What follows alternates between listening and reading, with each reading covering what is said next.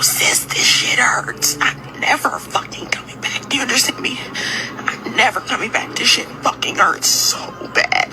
This shit hurts so bad. I've been here since 7:30 this morning. I'm just leaving. I woke up freaking the fuck out. This shit hurts so fucking bad. I'm about to just pee on myself because I gotta pee. And I don't care. Yes, I did. But he's still gotta take me home. That's a 20-minute fucking drive. I hate this. I'm never coming back. I don't even want to come back to Miami. I don't want to come back to Florida, period. This is how the fuck they treat people.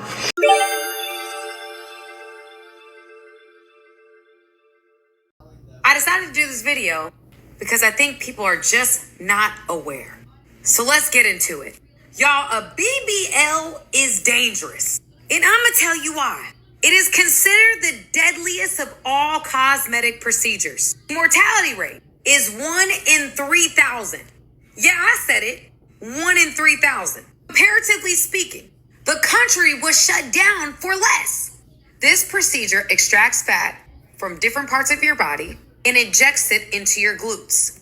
Most people that pass away from this procedure pass away from a fat embolism. What's that? Fat gets into the bloodstream, travels through your blood vessels, and gets stuck. This disrupts the blood supply, which could be lethal. Fat is supposed to be injected into a subcutaneous space between the skin and muscles, but can accidentally placed elsewhere. Saying this to say your life matters more than an idealistic body shape. I'm curious, when it comes to BBL, and this for the ladies out there that's thinking about getting one or just recently got one, how quickly after BBL can, sexual intercourse come back into play? Like, how quickly does that happen? So Carter was the first person So I started maybe, you're not supposed to before 6 weeks, realistically, but I started at 4 or 5 weeks. You gotta just bear in it real. But it was so unbearable when I did it at like 4 or 5 weeks. I only did it one time and I didn't do it again until after my 6 weeks. Because it hurted. I believe it. For him, hopefully it was worth it. It hurted. I ran and got my BBL. The first couple of months after, bitch, that shit looked so fucking good. I looked to sense. You couldn't tell me shit, right? What they don't tell you about BBLs is that the fat can die. Mainty damn. What do you mean? What do you mean the fat dies? So a BBL is essentially moving fat from one place to the next, right? Yeah. So in the process of that, those are all fat cells. Yeah. Those fat cells, from being disturbed, from being moved, from being spun and all the things that they use to it, original environment, they can die. Right. Now, it doesn't necessarily mean it can die in the process. They can be fine in the process, but then after that, they're in your body, right? Yeah. Your body can reject it. Yeah. Right. So it's not giving it the nutrients or whatever the fuck it needs. Yeah. On top of that, if you have, so I've got quite elastic skin. Obviously, most of us do. We're black. Collagen is our best friend, right? So for me, my collagen is working 20 times more than the regular person, as it seems. Yeah. Because after maybe like 3, 4, 5 months after this shit, did my fat not? So you decided you want surgery. You want to get all snatched and fine. However, there are some things that people don't really tell you about recovery. So here we go. So specifically for lipo BBL, that intense burning that you'll feel for weeks to months after, that's the pain from the lipo. There's not really much you can do. It's going to be uncomfortable, but yeah, the lipo pain, closest thing I can explain it is burning. Something else you need to get adjusted to is faja life. You're going to be in your faja for like 6 months minimum. 6 months is the minimum for me, but if you want to maximize your results, stay in your faja. Sleeping is also going to be really horrible at first, but eventually you'll get it. I'm going to do a video about how I slept after surgery, but sleeping, you're not going to be comfortable for a while. And the last thing is that lipo itch. The lipo itch is going to kick in out of nowhere, and it's going to feel like something you can't even scratch. But I'm going to post some tips in the comment for combating lipo itch. For more tips about what to expect during lipo BBL recovery, like and comment. I'm here to make a video of what they don't tell you about BBLs. Like, no one tells you, and I'm going to break it down because I wish someone would have told me. Okay, so first of all, whenever you want to get one, they're going to send you for lab work, an EKG, and get medically cleared by your doctor. I didn't know that. It's one thing you didn't know. Okay, number 2. My clinic didn't do this. I wish they did, but make sure you give your friend, your cousin, whoever's going to be taking you home, your prescription, because it takes hours for you to get the prescription because no one has it like immediately, which I wish they did because, you know, people be having surgeries and people need this prescription. So make sure they have it prior into you going into surgery so you have that medication after for pain. Okay, number 3, one thing you should know is that massages do hurt. The first one I had fucking hurt. I didn't come prepared, and I wish I would have took one of the pills I received or medication I received for pain. But come prepared, be mentally prepared that your first massage is always going to hurt, and no one tells you this shit. You're going to be sensitive in the front, and it's going to hurt. It's not easy.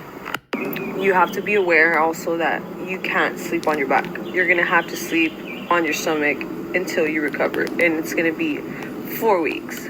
Not for a week, 4 weeks. And if you do have your boobs done, just know it's going to hurt because the pressure, it's not fun. You also have to wear your faja for 3 months. Don't think for a month, I'm good. 2 months, I'm already feeling better. No. 3 months, bitch. Wear that shit for 3 months and know that you're going to have to get massages also for 3 months. Don't expect it to be 1 month, 2 months. No. Get your massages for 3 months. Wear that fucking faja for 3 months. This is shit I wish bitch told me before I went and got my BBL. For one, that shit hurts like hell. I've never felt a motherfucking pain like that in my life. 2, you're paying more than what the fuck is being advertised. You are paying more than what's being advertised. My BBL was $5,500. I ended up spending $9. Number 3, you might not get the results you want right out of surgery. It might take you a couple weeks, but you got to give it some time. Me, I'm impatient. I don't have time. I gave you my money. I want what I want. I want it now. It's my ass, and I want it now. Post-op care is more important than actual surgery. The way you take care of your body post-op will determine your results in 3 months.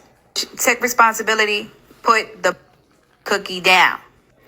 Wear that motherfucking faja. Wear that faja. That shit needs to be like your skin. You can't live without that shit. It needs to feel like you're dying without your faja. Because you are. I mean, overall, just take care of your body. Take care of your body, and your body will take care of you. I'm telling you, I'm 8 weeks post-op, and I love my body already. I didn't look like this 8 weeks ago. I didn't. Even 4 weeks ago, I didn't look like this. Every single day, your body changes. It gets different. This is some shit that a lot of people don't talk about, but you have to be mentally stable when you go and get these type of surgeries. This shit is a fucking roller coaster. Some days I love my body, and other days I'm just so depressed because I feel like I'm not where the fuck I want to be. But this shit takes time. It takes time. Love your body, and your body will love you back, girl. Just relax. This is When I woke up from the BBL, I was screaming like, oh my God, what the fuck did I do? Because it hurted so bad. It was the worst pain I ever had in my life. No lie. Oh, are you serious? Worst pain I ever experienced. Like non-stop, just or it Like come, it was come in waves. so listen, once you wake up, you have to go get your own prescription. They prescribe you Percocet or hydrocodone. Mind you, you have to go and get your own prescription. You got to wait 30 minutes to an hour for them to give you the prescription. So you're sitting there hurting for that long, and this pain is unfucking bearable. So you just sitting there waiting on your medicine. When you get your medicine, it's kind of cool. I'm not gonna lie. Once I got my medicine, I was walking around same day, blah blah. But it was, once I got home, it was cool as long as I had that little faja on. As soon as I take that faja off, it's like I swell up, I start hurting. It was just a pain that I don't want. Things I wish a BBL girl would have told me before I got my body done. One would be that when you gain weight, you gain weight drastically where they put fat to. 2 would be if you don't take care of yourself and you don't work out, your butt will get so big to where it kind of like goes over your thigh, so it makes you look like a little wisdom tooth, like more hip and then your legs. 3 would be that when you get cellulite, it's going to be so hard to lose it. 4 would be that if you don't maintain your butt, it will start to sag. Next would be that you have to really stay on top of your faja, because if you don't, everywhere that they've got fat from will start looking kind of warped. I don't know if you guys have seen it, where when girls gain weight, their stomach starts to poke out, but they have like the ab sketching and it still like looks weird. That will happen, you know, where your belly is getting big, but you have like abdomen, like abs on the front, if they do that to you. Also, I wish when I got my breast done, they would have told me the importance of under the muscle and over the muscle, because since I was much younger and I haven't had kids, I would have preferred to do it under the muscle compared to where I'm at now. I highly advise anybody that wants to get their body done, especially the young girls, to wait until your woman body comes in. Your woman body doesn't come in until like 26, 27. When you're 21, 22, 23, you're still like at your prime. Enjoy your small breast. Enjoy a more petite body. Because once you get it done, it is so hard to undo everything. And also, I would say that society's beauty standards always change. And I had my own reasons as to why I did what I did. And I look back now and understand the insignificant reasons as to why I did it. And I wish someone would have told me just wait. So I'm giving y'all like all the the pros and cons. The only pros I would say, it's aesthetically pleasing, right? If you're really, really, really insecure about something, I would say yes, fix it. But I wouldn't advise to do it if it's just petite and small. Don't do it. I would say do it if, let's say, you lost a lot of weight and you have a lot of excess skin and you really want to perk it up. Do it. Because I understand like some people suffer from like childhood obesity or things like that. But I highly, highly suggest all the girlies to stay away from getting your body, because now I find myself having to undo everything that I once got when I was 23, about to be 24. I am now 28, and I see myself and I'm thinking like, I really didn't have to touch my body. Had I just waited and worked out, I would have never touched my body. I would have enjoyed my small breast. I would have tried to build up my bum a bit more, because I wasn't lacking. I just wanted my hip dips filled. But thing is, once they start putting fat into it that belongs somewhere else, those fat cells live, and when you gain weight, everything gains weight. And me, I had messed up because I had gotten it during COVID time. So what happened? We stayed in, we were eating, drinking. I gained weight drastically. And I was also in a relationship where we were eating all the time. So know that, guys, okay? I'm being as transparent as I possibly can on this TikTok. Please like and subscribe. For real, subscribe.